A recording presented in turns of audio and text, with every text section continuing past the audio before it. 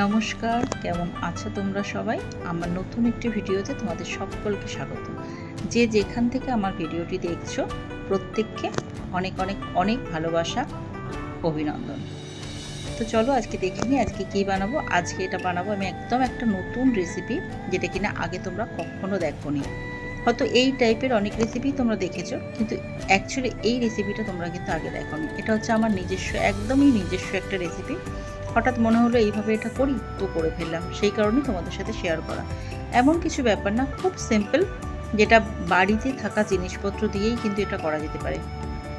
তো কী করলাম, আলু, ঝিঙে, পনির আর মুসুর ডালের বড়া দিয়ে একটা তরকারি করলাম, আর মশলাও দিয়েছি খুব সামান্য, সিম্পল আদা, জিরে আর শুকনো লঙ্কা বা কাঁচা লঙ্কা বাটা, ব্যাস এই পর্যন্তই, আর কিচ্ছু না।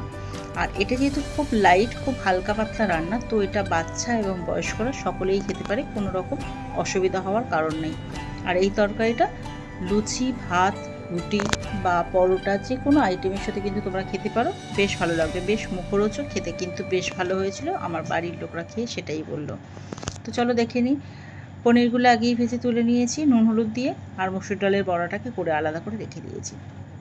তারপর ঝিঙেটাকে নুন হলুদ দিয়ে ভাজা ভাজা করে তুলে নিলাম, আর তারপরে সর্বশেষে আলুটাকে ভেজে নিলাম।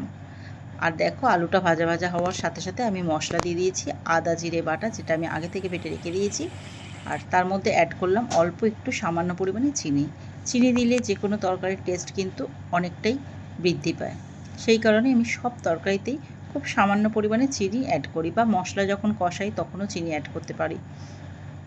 তো দেখো, আমার আলুটা বেশ ভাজা ভাজা হয়ে গেছে, মাখো মাখো হয়ে গেছে। এই পর্যায়ে আমি দিয়ে দিলাম জল, অল্প পরিমাণ জল দেবো, যেহেতু খুব একটা বেশি পরিমাণ ঝোল আমি রাখবো না, সেই কারণেই এটা যেহেতু আমি রুটি লুচির সাথেই আমি খাবো বাড়িতে, তো সেই কারণে আমি খুব বেশি ঝোল রাখবো না। খুব বেশি ঝোল হলে কিন্তু তরকারিটা খুব একটা ভালো লাগবে না খেতে।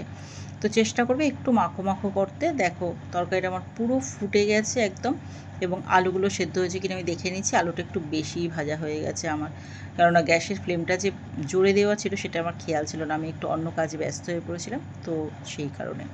তো তোমরা সাবধান মতো করো।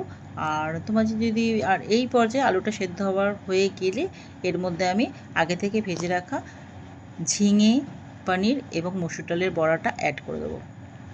আর মসুর ডালের বড়া অ্যাড করাতে জলটা কিন্তু টেনে নেবে, সেই পরিমাণ বুঝে তোমরা কিন্তু জলটা অ্যাড করো। দেখো, একে একে আমি সমস্ত কিছু অ্যাড করে দিচ্ছি। আর তরকারিটা কিন্তু সত্যি সত্যি খুবই ভালো হয়েছিল, বড়াগুলো ফুলে গেছিলো, কেননা জলে দেওয়ার পরে